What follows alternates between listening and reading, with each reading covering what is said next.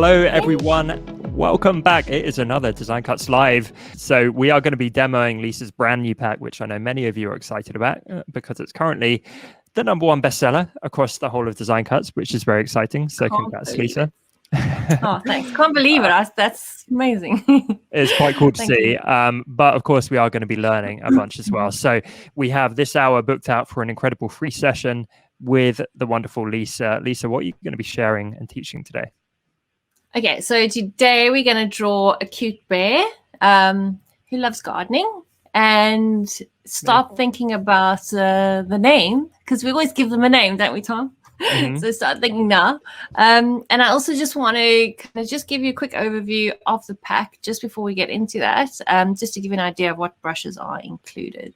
So yeah, let me know when we want to dive straight in. Let's jump in. How do you say the word that your pack is made in the style of? How do I say the word that what? So that word right there, top left of your gouache? iPad. Yeah, gouache? I say gouache as well. So it's gouache. Is it right? It's not like gouache or some. No, it's gouache. Okay, but I could be wrong. Is it gouache or is it gouache? Let us know in the chat, everyone. Yeah. See, Johanna says gouache. Oh, really? I think everyone's we need saying to gouache. Marie says as well. Really? Okay, I could be wrong then. Maybe we should speak to the French. Is it a French word? I don't know. It sounds it. I don't know either. It's quite satisfying just to say gouache. So it does. I might Sounds stick with like squash. We're getting some mixed answers. I'm seeing a lot of gouache now. So that I feel validated. Don't know about you, Lisa. Me too. Yeah. Unless I've been a twit my whole life, but I've been calling it gouache my whole life. All right, take it away, Lisa. Okay, so this pack has a nice mix of smooth brushes and kind of textured brushes. And the reason why I did that, we all know that some of us like, drawing smooth kind of gouache paintings, modern paintings, and there's some more traditional kind of approach to gouache, which is more the kind of textured look. So I wanted to make sure that I covered both bases. And because of that, I also included 2 canvases. So the one is designed for more smooth work and the other one is designed for more textured work. So what we're looking at now is the textured canvas. And I just want to quickly maybe just give you an overview of some of the brushes. So just looking at the smooth brushes, there's some round smooth brushes and some flat brushes. And again, all with various opacities. And those are perfect for kind of smooth work. And then the textured brushes, we got like a variety of, kind of grungy brush strokes and kind of dry brush and smudgy brush. So we got a really good variety to cover all bases. And maybe what I should do is just to demo some of the, I'm just going to pick a pink. Yeah, so this is a really nice kind of smudgy. Yeah, so this is great for, really nice kind of textured smudgy work. And the large dry brush is great for adding, kind of textured work as well. Just clear that. These look great, Lisa. It's like that real thick stand off the page kind of paint. Yeah, really, I can't believe how long it took to create these because I tested them to death. And yeah, so another thing I did for the first time was actually ask quite a few artists to test them first for me. And then based on their feedback, I changed and adjusted and that kind of thing. So hopefully I managed to cover all bases. Yeah, so the smooth brushes are quite nice for, as I said, more contemporary look, and these are super like pressure sensitive. That's a terrible leaf. So they work really great for, if you want more of a stroke in your work, or if you just want flat. So I've kind of covered it all. You can see here, and then we've got a few line work brushes, which are really great for, detailed work. This one is by far my favorite. Did I just read the word gloopy? Yes. That's a good word. Yeah, so this is like if you want a really messy kind of, line work, which is really great for, I don't know why, I just think it's like a tablecloth, patterns on a tablecloth kind of thing, or on somebody's shirt. It's really, really cool for that. And it gives that really authentic, dirty brush that you found at the bottom of your pencil case kind of look. So that's pretty cool. And then we've got some stamps. Can't have a pack without stamps. And those are great for kind of variation in your brush strokes and color variation, once you've painted something, or they make a really good background as well. So that works well for that. Okay. Then in this pack, I tried something totally different. I created kind of like a template, like a paint by numbers in a way templates. So with this pack comes this document in 2 different sizes. So what it is, it basically will help you paint this bird and botanical print. And I've included 4 palettes for you to choose from. So you, depending on your taste or whatever you're going for, you can choose the palette. And then I've literally, if I just turn off the instructions, so each layer includes the outline of the area that you're going to paint, and it includes the swatch that you need to use for that layer, which is pretty cool. So it's a very soothing, don't have to think too hard kind of way to introduce yourself into the whole gouache thing, because I know a lot of us are not used to gouache and we get intimidated. So this is a good way to learn. And it's just basically each layer, it's like 1 color per layer, and it just helps you kind of build up this drawing, which is quite a fun exercise. It was only a couple of years ago that I discovered adult coloring, which I thought was the best thing ever. It's just, it is it's so therapeutic, right? Very, very much so. Yeah, so it's kind of based on that, but this is with paint. So I hope that's helpful for people, and I hope they enjoy it and have fun. Love it. Okay, so let's get started with the bear. I'm going to use the textured canvas for this demo, but as I said, there's 2 different canvases, so you can decide to use a smooth one if you want. Okay, so make sure that you're drawing on the draw here layer as with all my other canvases, so it'll be well marked, and anything obviously above those canvas effects will not have the canvas effect applied to, which is fine if that's what you're going for, but if you want the canvas effect, just make sure you're always drawing below. Okay, so we're going to start by just plotting out our bear. I'm just going to use a pencil from, you can use any pencil, but I'm going to use a pencil from the Soft Pencil, the plush pack. And with very loose hand movements, this is where I want you to be, don't be too particular. Just be kind of loose with your hand. I hope it doesn't get too blurry now because of my fast hand movements. But I'm literally just massaging out kind of like an oval. And you'll notice it's kind of leaning over. And then we're just going to go for a circle right next to it. And I'm almost not even picking up my pencil. And then I'm just feeling out. This is where his kind of thigh would go. And then his arm, his other arm.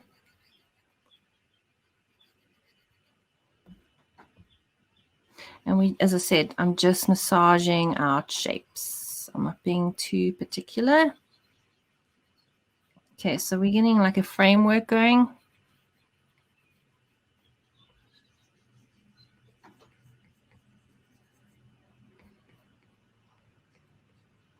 And now I'm just going to start giving it definition.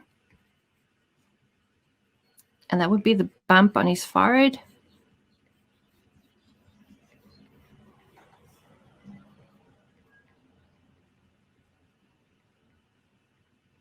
And his little mouth.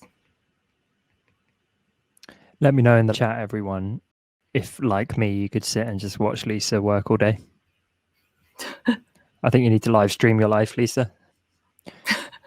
Keeping up with the glances. That's what we need.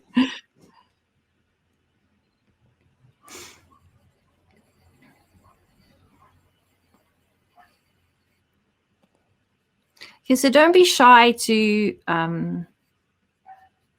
as I said, like really just massage out the shapes. You know, we don't want to pressurize ourselves into the first stroke you put down has to be perfect, because that's insane and you'll just drive yourself insane. Maria, hey Maria, great to see you, says, how does she make lines look cute?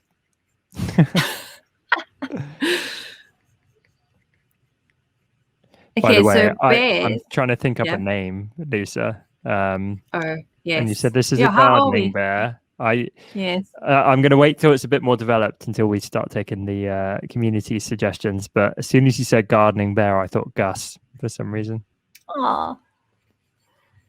Okay, so bears have quite like chunky shoulders. This is like quite a strong area for them.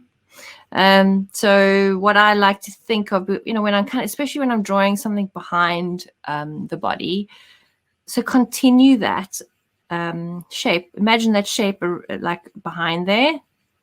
So it gives you a good placement for where that arm would come out. So it makes it less stressful guessing. And we're not going for anatomically correct, obviously, but it does really, really helps having an understanding of just the basics of the anatomy of the animal.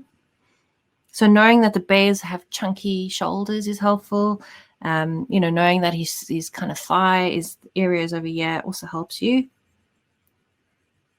Mm-hmm. And do you find yourself often exaggerating these known features?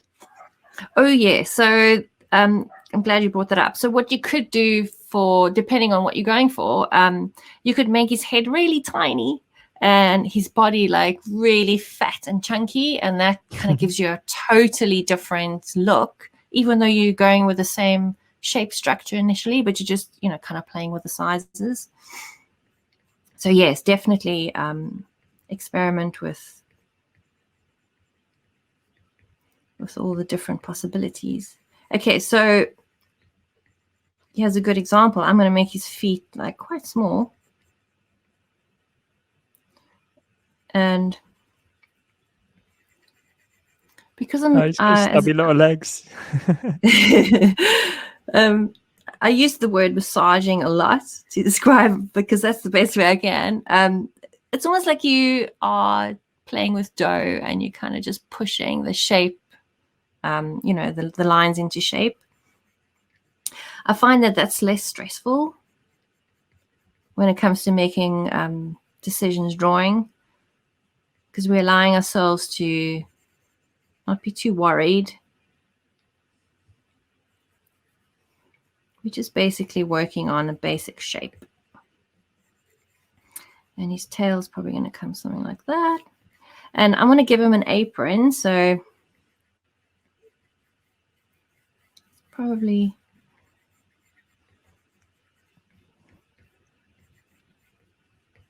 and I often see you know, beginner illustrators making the mistake of putting the clothing very much against the body. So instead of you know, kind of hanging that forward, they would probably take the line here.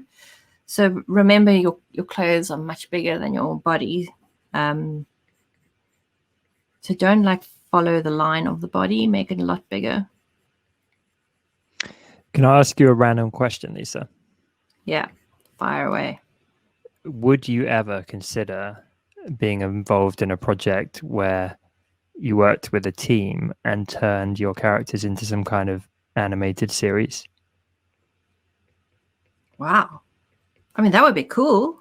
Because I feel like they have such a distinctive look, the same way you watch a Disney movie and you know it's Disney characters just looking at them. And the characters are always so delightful. I feel like your imagination and the worlds you create are so delightful that if you had the backup of a team of animators and you know, fellow illustrators and you know, storytellers and whatnot, I would love to watch that. That would be so cool, but you're just thinking of the hours of work. That's the first thing that goes in my mind. Oh, goodness. And I'm a bit like Ian. You know, Ian always complains about he gets bored after doing something over and over. Yeah, I have the same problem. I might get like, okay, enough now with this project. But yeah, I would love that idea. Okay, so we're just going for a simple watering can.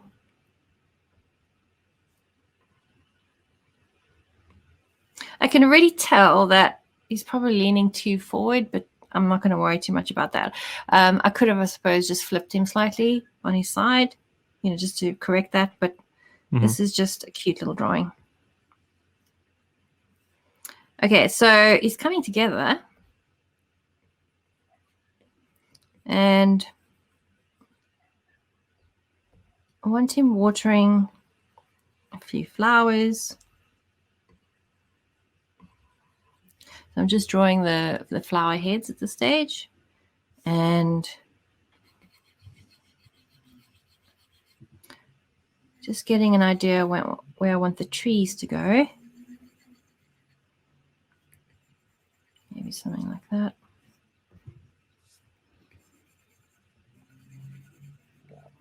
So if we are nice and rough with our line work,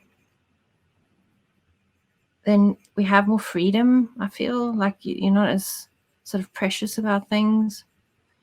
And also I find that it's more natural. The results are more natural because that you're kind of not forcing the lines. I know some artists are really super good at just like the first line that they put down is the right line. But yeah, I'm not like that. I haven't been blessed with that. Lisa, I just flicked over while you're drawing there onto the actual page with your brushes on. Oh, yeah. They are the most realistic digital brushes I think I've ever seen.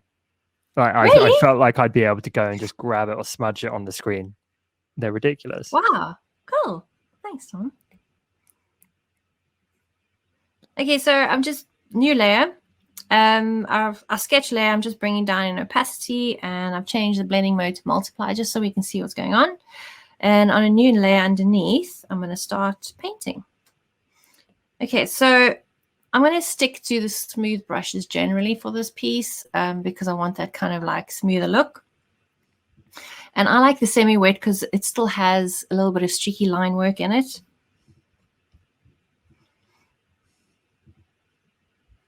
And the nice thing about this brush is you can decide if you want a super smooth look, you can kind of paint the whole area without lifting your brush. Or if you want to start adding some streaky line work, just lift your brush, keep lifting it. And if you don't like the results, you can always smudge it at a later stage. And I'm going to show you how to do that because I'm sure there will be areas I want to smudge.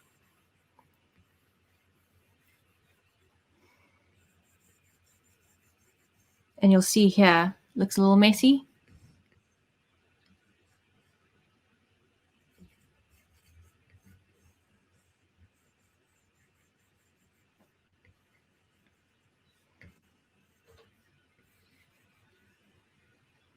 So I know a lot of people would have probably started, with the solid smooth.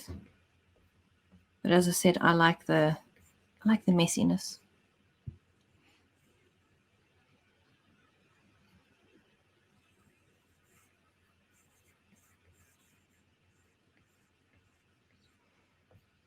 So I like building up. I don't know if you can see that. Can you see?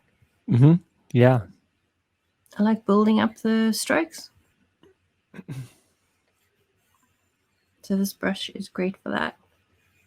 And all around brushes are kind of designed for you to you're not having to keep moving the size too much because I made them, you can do really thin work and fat work all at the same time, which is really handy.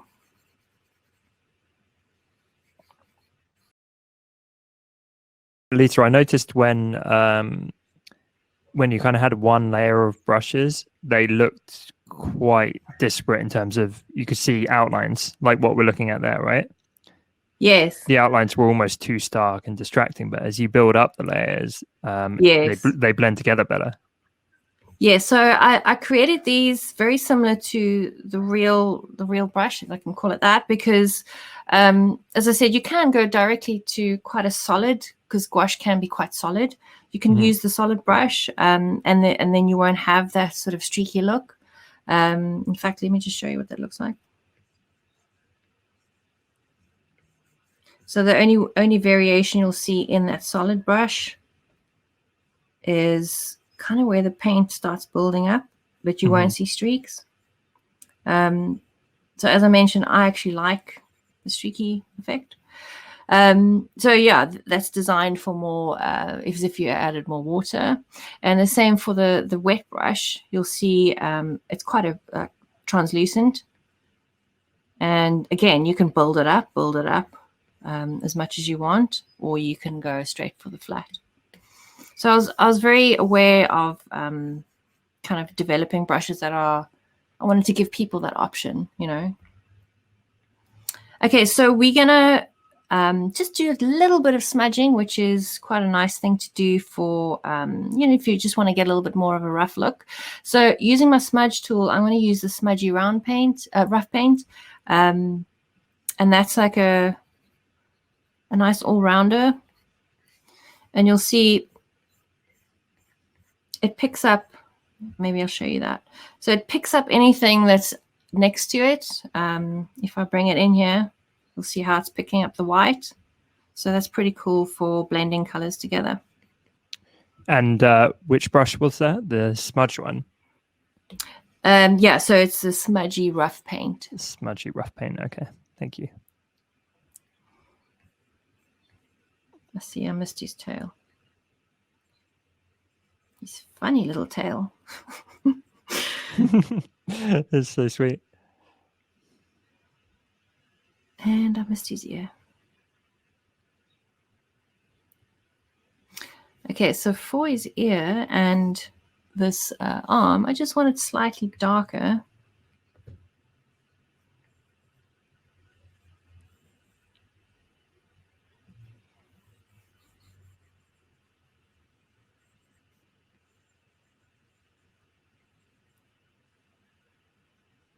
So is that a shadow being cast by the wider body?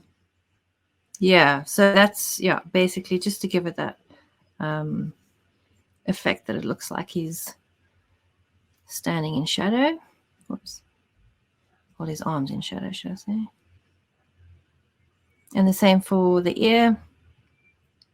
And the thing about the contemporary kind of brush work, gouache work, is that it has almost that vector kind of quality to it. It looks like as if they've created it in Illustrator.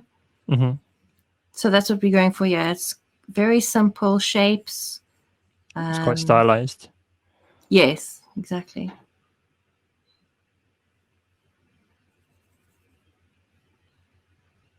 Okay. I'm sure if I turn the drawing layer off, it's going to look a bit rough. It looks okay. Okay, so we're getting somewhere. Mm-hmm. And just for some variation, I'm going to add a stamp. So I'm choosing kind of like a mustard color. And I've chosen the Stamp Painterly stamp brush. And I'm just going to stamp once, moving it into position. And then I'm going to set that to linear burn. And then I just want to clip it to the bear. And then we can just play with the opacity. So it's very subtle, but it just creates just that extra kind of variation in color. Okay, so I'm going to... Could we just toggle the visibility on that just to see the impact? As I say, it's quite subtle. Can you see that? Yeah. Yeah, it's nice. Okay. Let's move on to... I'm just going to move on to some of the detail on him. Okay, so I'm going to use one of the line work brushes, just a smooth line work brush. And fill in some of these details. Cassandra says I'm following along, but I'm not sure it's a bear I'm drawing. Oh, shit. We've all been there.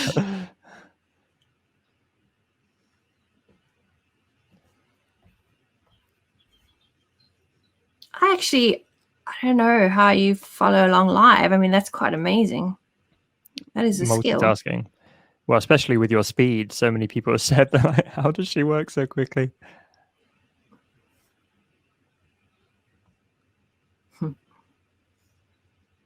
Probably not a good thing to work so fast. I make mistakes all the time. Practice. I think it all contributes to the charm, though. Yeah, we don't want perfect, do we? Perfect's boring. Exactly. Okay, so I'm just going to turn off our drawing layer just to see where we are. And now we can actually see the painterly effect much better.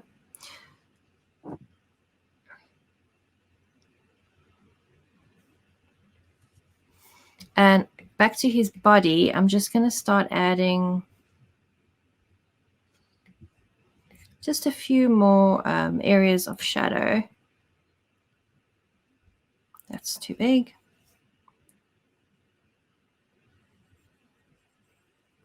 It's not dark enough.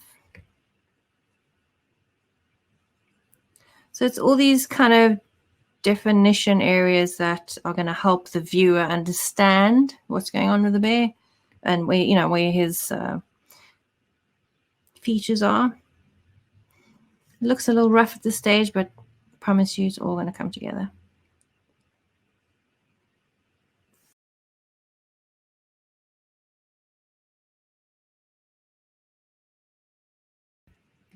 Okay, so I just realized I didn't do his mouth. It's just shocking. And just to confirm, which brush is this, Lisa?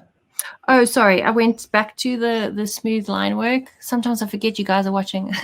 I went back to the smooth line work brush just for some detail. Great. And okay, so just want to add a dash of a shadow there. Again, I'm on that same brush. Just want to see what that looks like. Okay, that was a bit rough.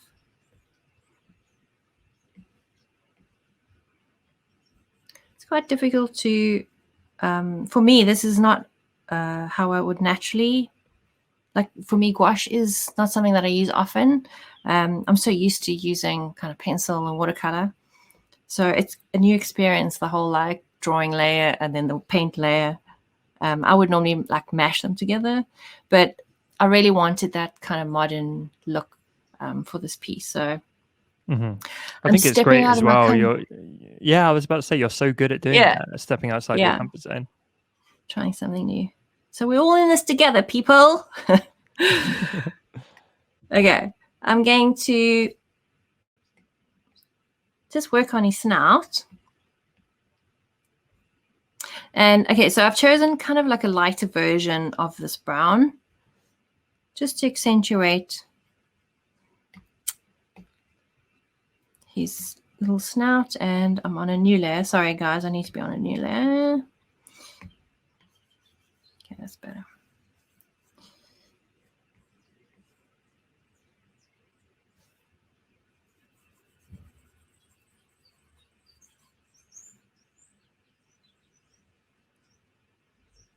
There we go. Turning that off. Okay, that's looking good. Okay. And then give him a nice cute cheek. So I'm going to use the Smudgy rough paint. And I just want to see the size. Yeah, that looks about right. So sweet. So I've just got a few splotches just to give him his cheeks. And I think for now, we're going to move on to the other goodies and then come back and finish the bear. I just want to fix that area because it looks a bit icky. Making sure I'm on my bear layer. Oh. He looks like he's been on quite an extreme diet recently. Yeah. Okay, so on a new layer, I'm going to start with his apron. Making sure he doesn't look like he's on a diet. By the way, design cutters, I think it might be that time again. Let us know your suggested name for this wonderful bear.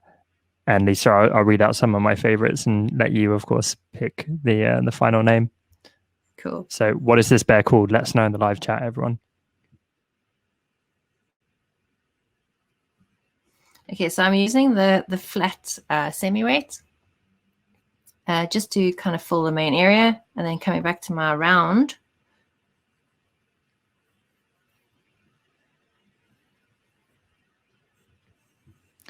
You happy if I read out some suggestions, Lisa? Yes. Okay, we've got Bobo.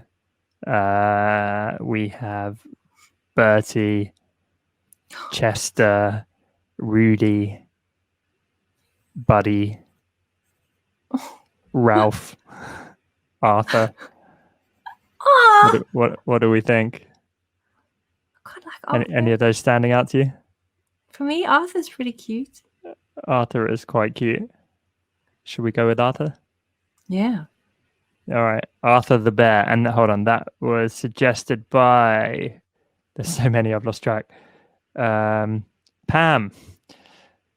Well done, Pam. Nice. Arthur it is. Okay, so I didn't draw his little, what do you call it, a little knot in his apron. So I just quickly want to do that because I'm not very good at winging the whole bow thing. And just to clarify again, which brush this bit is?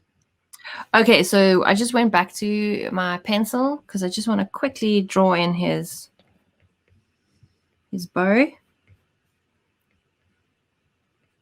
just to give me something to work with.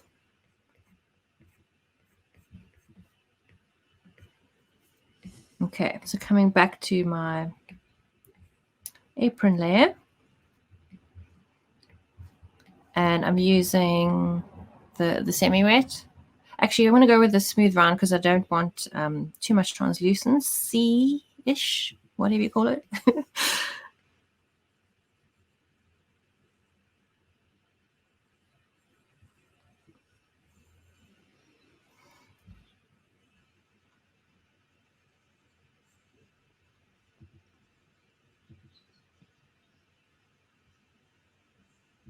Kind of looks messy, but it'll all come together.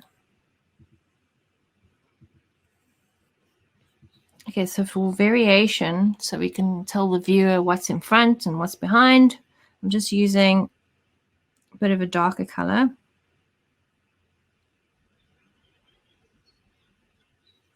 It's probably not dark enough.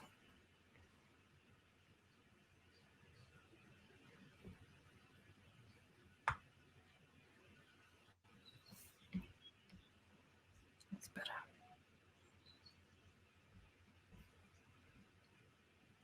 Yeah.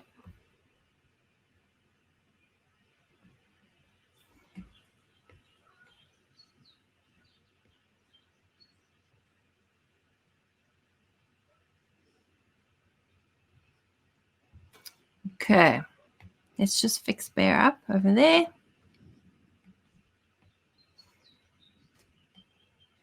It's fine. I'm going to just smudge those areas, dash. And then again, do what we did previously with the shadow work. I'm using that, the semi-wet, the smooth semi-wet.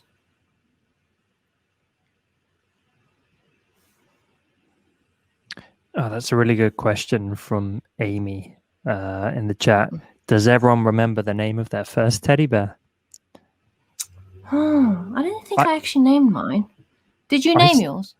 Yeah, and I still have him somewhere. You're kidding? Yeah, I don't have him to hand. I don't sleep with him anymore, unfortunately. But I think he's sure? in a box somewhere, like in the wardrobe. Yeah. But yeah, it's definitely, anyone who keeps theirs, there's a lot of sentimental value.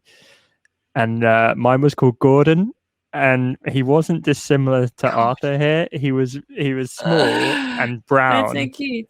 Yeah. And yeah, I remember just like endlessly throwing him up in the air and catching him. Hence, he's not in the best shape now, but he's very sweet. I can actually picture you doing that. Well, recently, just between our podcasts. Yes. Absolutely. Okay, so I'm going to add some kind of stripes on his apron. So on a new layer, I'm going to use a cream color and my favorite line work brush, the gloopy brush. And I'm just literally... So with this brush, if you vary the pressure, you get kind of nice dirty line work. If that makes sense.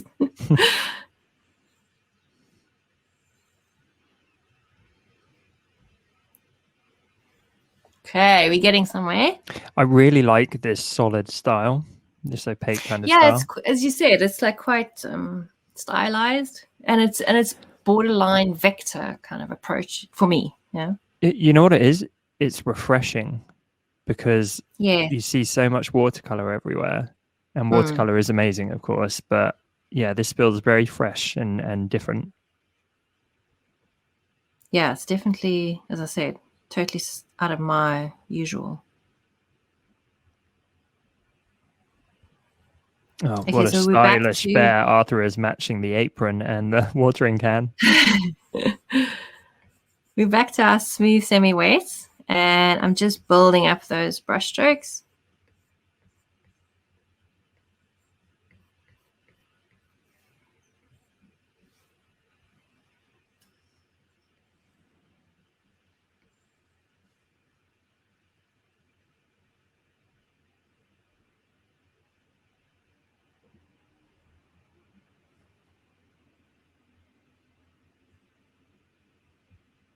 That looked yucky. You've made me want to go get Gordon out later. It's been a while. I need to say hi to the little fella. Should he really be in a box? Probably not. Very neglectful of me. All those Yes. years of friendship he provided me. Exactly.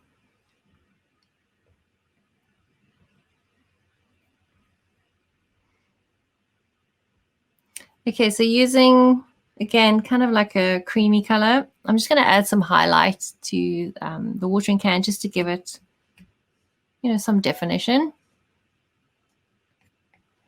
Our trusty smooth line work brush.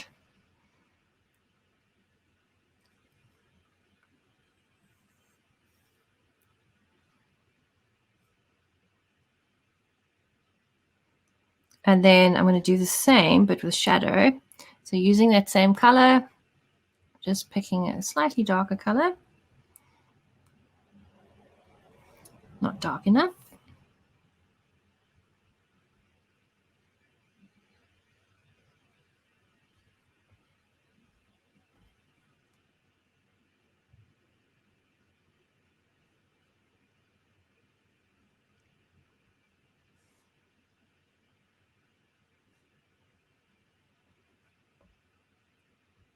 And I don't know, maybe some sort of a label-y type of thing.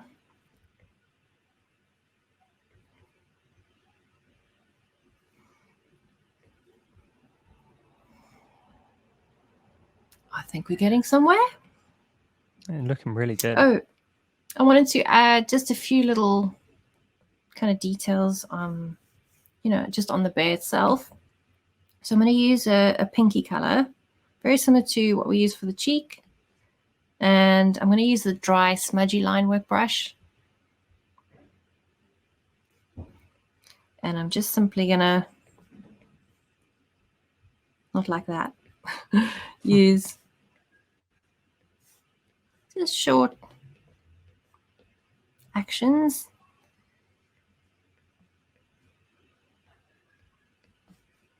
So this brush I find quite nice because you can use it really tiny like this, or really large, and it has like, it also has quite a nice, let me show you, a nice kind of painterly effect to it. So again, also you can build it up, you know, you can kind of smudge it in, which is quite nice. So it's kind of versatile. Okay, so let's start with our little flowers. I'm just going to turn that up so I can see where they are. Again, on a new layer, you're welcome to not use so many layers if you don't want to, but I like doing that because if I make a mistake, I can just change it. Okay, so for this one, I'm going to, again, yeah, my favorite brush, the semi-wet.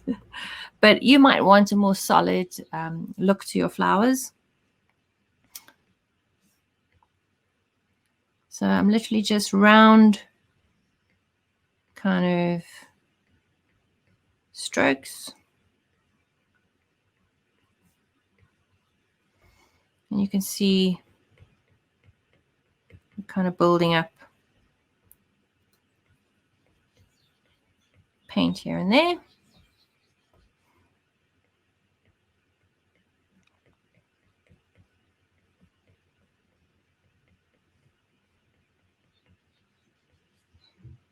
And with a darker color. Lisa, do you mind in a minute if I ask you some community questions as you work, or would that be too distracting? Yes.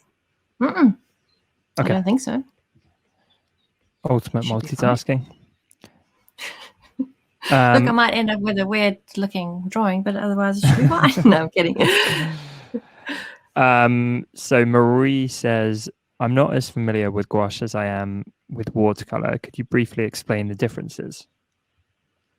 Oh, okay. So gouache is quite opaque. It's very similar to acrylic, actually. And you can, what's nice about gouache is that you can actually water it down to get a more watercolor effect, or you can keep it quite solid. And it tends to, it's almost like the chalky version of watercolor, the more solid chalky version of watercolor. So I know a lot of artists use a combination of both because, they might want a more solid, especially white. You tend to use white gouache on top of watercolor because that's very, very solid. So yeah, it doesn't have the same, I would say it doesn't have the same kind of bleeding properties as watercolor. But it's definitely more of a, as I said, chalky, solid paint. Yeah, Pam just said that's a great way to describe it, as chalky. Yes. Next question is from Johannes, our community star, who asks, do you only rotate your canvas to get from portrait to landscape, or do you have to change anything to avoid making the image look flipped? I just want to kind of clarify, Johannes, but I guess what he's asking is, do you actually rotate just to kind of ensure proportions are correct and that kind of thing? But do let us know if you mean something different. Yeah, unless he means before I draw, if I'm doing a portrait versus a landscape drawing, I literally just open, if it's a portrait canvas, for example, this is designed portrait. When I open it, I just flip it on its side and draw that way. If you mean am I rotating as I draw, then yes, I do that. I don't know. Is that really is that what you meant, Johannes? I don't know. Hopefully, Johannes, let us know. Sam has a really great question. Hi, Lisa. I love all of your brushes. They are truly a masterpiece. How would you combine your sets to create a mixed media artwork? For example, aquarelle plus gouache plus plush, or all of them. And Bill said that he has actually used them all individually and together and got great results. But have you got any tips for perhaps mixing these different and disparate brush sets? Yeah, I would say personally that the aquarelle and the plush work really well together. Because if you think about it, if you're doing watercolor work, in real life, you're going to pick up color pencils and kind of enhance areas that way. I would say gouache and the watercolor works really well together because, as I said, you can get a nice translucent look versus the opaque. So definitely those work well together. But I'm finding using the pencils with the gouache sometimes doesn't really quite go unless you want a very flat color as your base and then you work with the pencils on top of that. That definitely could work. But I do find what I am liking is the gouache and the watercolor in fact, all of them really work really well with the Magic Canvas. So instead of using the canvas that comes with, say, the aquarelle or comes with this gouache pack, sometimes I experiment and I use them with the Magic Canvas, and the results are pretty cool. I actually did a mushroom recently like that. Yeah, so it's nice to experiment. Definitely experiment, because you want to produce work that's totally unique to you, and the best way to do that is with experimentation. So yeah, hope that answers your question. Definitely. Amy asks, what was the advantage of using Liquify to edit a line as opposed to erasing? Oh, if you want to retain that natural edge. So for example, let's zoom in here. This has still got like quite a nice sort of kind of opaque area with a little bit of translucence going on.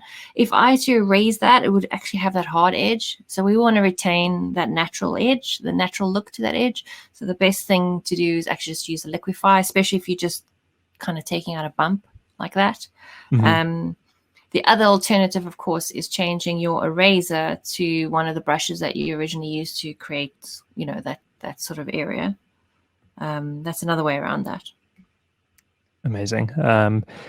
And Maggie asks, name 3 main influences that inspire your work.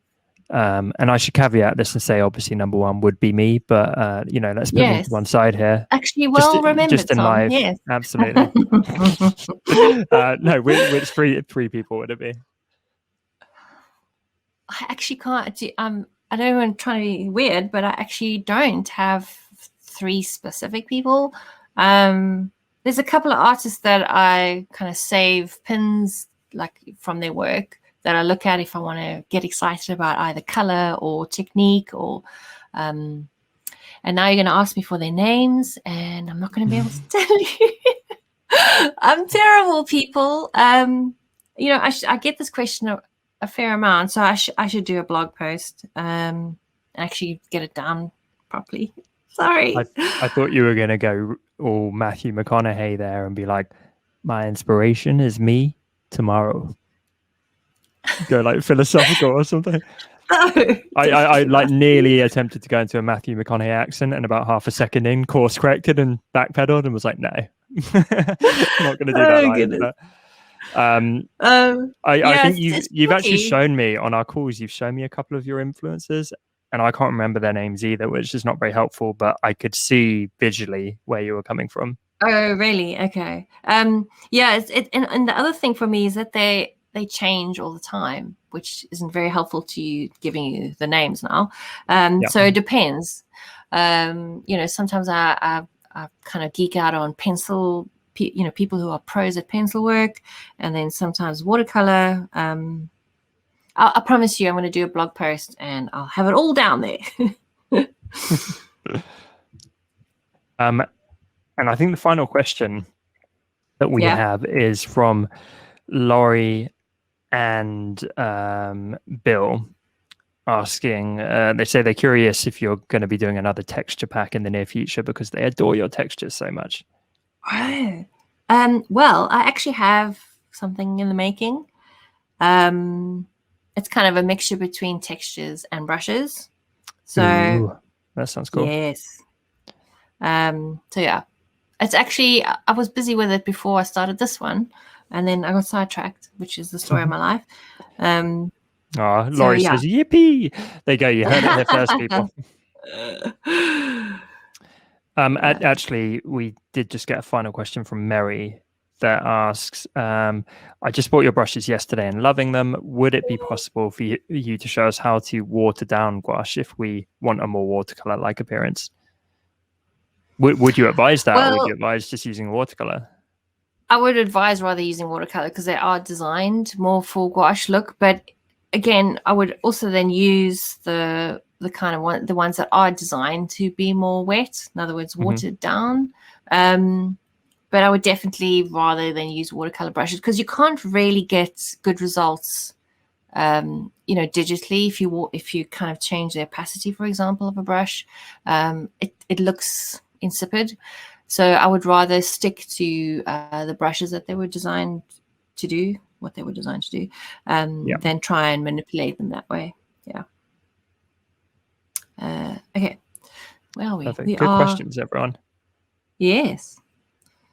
Okay, so I'm just doing very simple trees. I love doing simple trees because trees can be intimidating.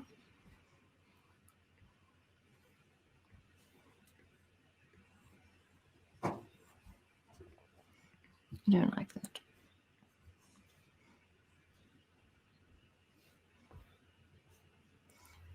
And I'm using the smooth line work brush. As I mentioned, it's great for more detailed work.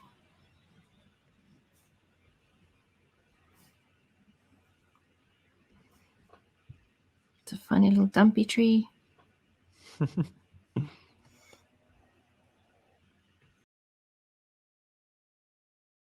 This is such an adorable scene, though. I love it. Okay, so should I hop? Do you want to say a minute for me to carry on here, or are you saying I should? Should we hop in and show the brush set in all its glory? Because I want to make sure that everyone catches this. Okay. But yeah, first of all, let's give it up for Lisa. Incredible session as ever. Okay. Okay, guys. So as I mentioned, we got 20 brushes and stamps, and I've got a combination of the textured and smooth brushes. Today we didn't really go over too many textured brushes, but they were really great for more textured look. And if I just scroll further down, I'm going to show you some of the artwork that some of you amazing people did for me, which I really appreciate. Okay, so included in the set, you'll get this lovely kind of template that you can paint along to, and it's a really cool way to get into gouache painting, because as I said, I know a lot of us are not used to it, so this is a great way to just kind of wet your feet and get the feel for the brushes. And then I also wanted you to, by the end of it, feel kind of proud what you created, so it's definitely something that you can put on your wall if you want, or share with your friends. And then there are 2 textured canvases available. Two canvases available. One is textured and the other one is more smooth. And the reason why I actually did the 2, because this was direct feedback from artists who use gouache in real life all the time. So they both, a lot of people said they sometimes prefer that kind of grungy look, and sometimes they want that very smooth contemporary look. So that's why I included those variations. And what's nice about them is that you can absolutely customize them, and I really encourage that. So under each of the effects, all you need to do is just unlock those layers, and then you can just play with the opacities to get the the exact results that you want. And then I made sure to supply them in all different sizes, because from previous brush packs that I've created, I know a lot of you actually want to create artwork that you can license. And that's why I created a really, really large one, so that you can, create paintings that are definitely ready to sell to clients and customers, etc. You thought of everything. Try to.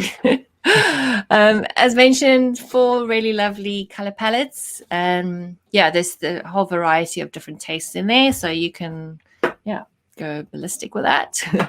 And then there's our little bear that we did. We're almost done. So Arthur, yes.